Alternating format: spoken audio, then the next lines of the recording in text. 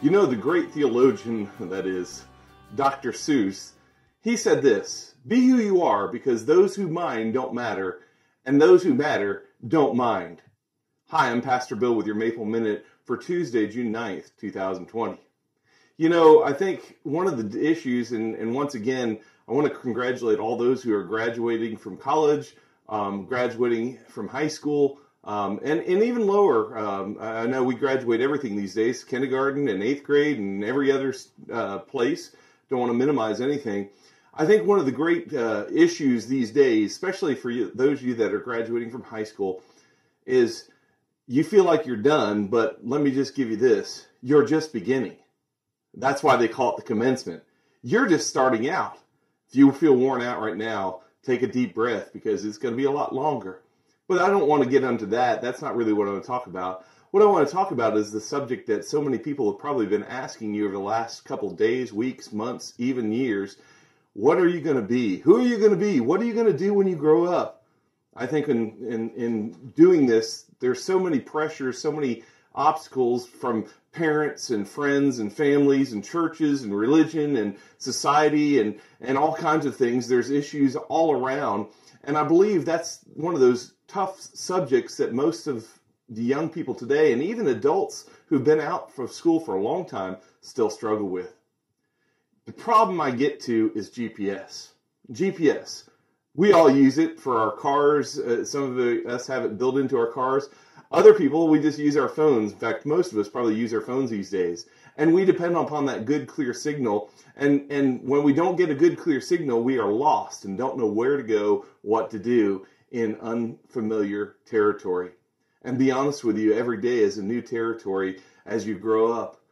And as we take risks on being the person that God designed us to be, we need that GPS. Now, I'm not really talking about the GPS on your phone.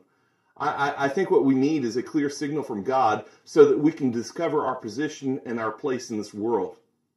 See, until we discover our place, our purpose in life, we always feel lost. And some of you, I know adults that still feel lost because they never figured out their GPS.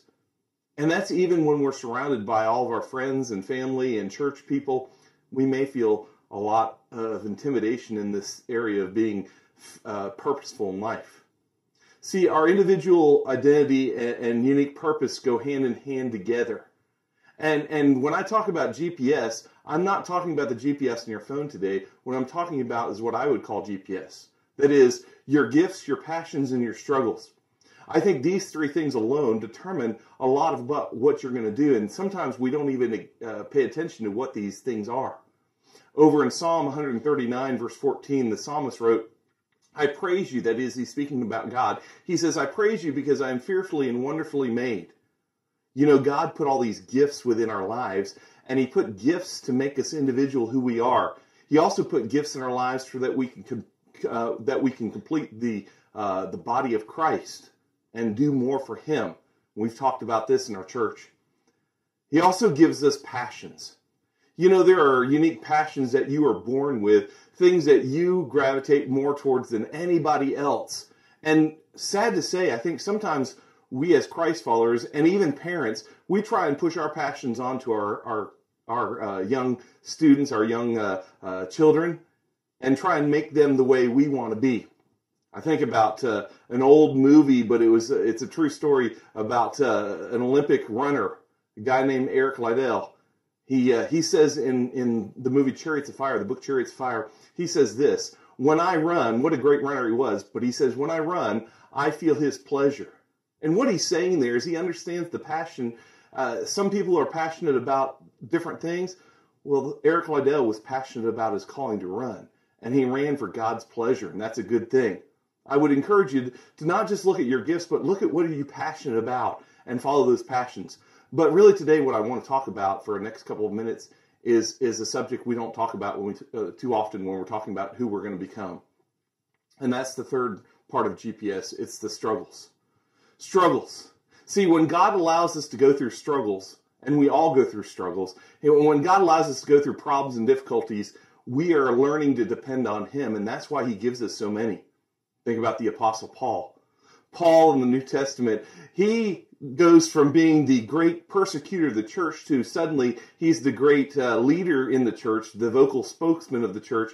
But right away, even in the very first chapter of his conversion in Acts chapter 9, you find both the Jews and the Gentiles were trying to kill him. And Jesus even told the disciple who was to go and help Paul get his feet firmly planted in Christianity. He says, you need to go tell him about the things that he's going to suffer for my name's sake. And those are the whole ideas. I heard recently a story that touched me, and maybe it won't touch you the same way, but this preacher was telling about the story that he had spoken in a conference. And after the conference, he had spoken about struggles in our lives, and he said there was a young man who obviously he was older, but he had some issues in his life. In fact, the young man had told him that he was labeled as mentally retarded, and I know that's not maybe a politically correct thing. I'm just using the terminology they use. But this young man came to him about the struggles of his life. And and then he talked about his brother, his older brother, who was very intelligent and had gone on to college and received several degrees, including an engineering degree. And he was very well known and was making a lot of good money, while this man, he knew that he had suffered some mental issues in his life and his capacity to understand things wasn't as clear. Yet he had a very good, clear understanding of who God was. His brother, on the other hand, though he had all these degrees, he was an atheist. And and when he talked to this pastor afterwards about the struggles of life and the direction he had and how the suffering in life was sometimes unbearable for him, the pastor asked him what things God had spoken to him over the course of his time.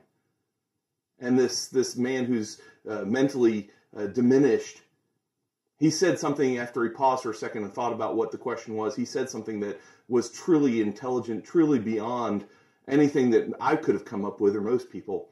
He said this. He said, what I've learned about God, what God spoke to me over my life, is only that he loves me. He loves me. You see, his brother was an atheist and hadn't observed that thing. I think sometimes we fail to understand how the struggles shape us for the future. And I hope that you understand all the struggles you've gone through, even class of 2020, the struggles of this COVID-19, which really one day we'll look back on and say it was bad, but it wasn't the biggest deal in our life because there's probably going to be bigger things. I understand. Follow your GPS, not your phone, not your car, but the gifts that God has given you, the passions that God has put in your heart, those desires, and the struggles that he's put in your path, because they will make you the person he wants you to be. And you'll understand once you follow God what he wants you to do. You know, our greatest pleasure in life often comes from serving others as we're guided by the one who knows us the best, that is God. So let's God's system of informing us through our gifts, our passions, and our struggles be what motivates us to become who we're supposed to be in life.